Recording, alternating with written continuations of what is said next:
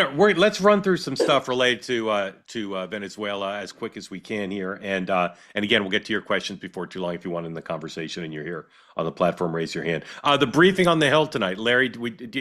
Typically, when we've had national security briefings from this administration, the Democrats have come out angrily saying we weren't told anything.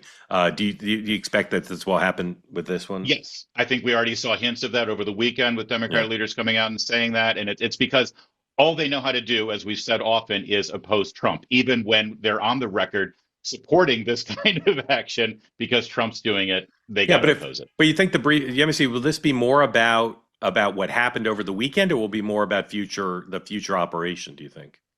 I think they'll look forward to the future. I did talk to some folks. I used to work for Senator Mark Warner, who of course sits on Intel, and what I appreciate is that Schumer and Jeffries focused a lot on they didn't follow the process.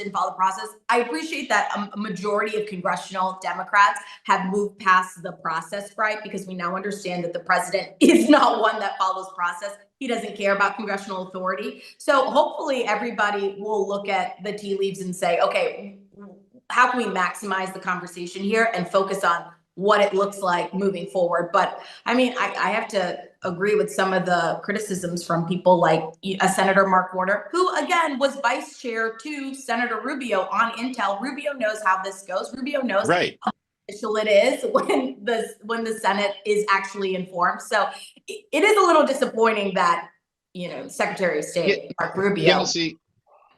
And I appreciate you saying that, because this is objectively good for the people of Venezuela. It's objectively good for America. It's something that the Biden administration had this policy that he had to go, and it got done. Is this an opportunity for Democrats finally to find some path where they can say, okay, this was good, so that they're just not anti-Trump? That's the only thing that they bring to the table.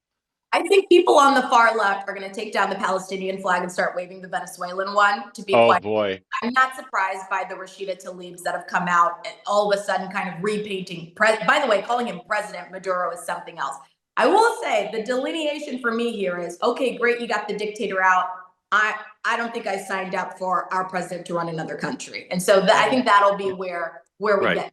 So they say that something that's easy is like a walk in the park. Well, easier than a walk in the park, hit the subscribe button, be part of the two-way community, never miss an episode, be part of our conversations. Thank you for your service to America. And don't forget, you can now listen to the morning meeting and Two-Way Tonight on Apple, Spotify, or wherever you get your podcasts.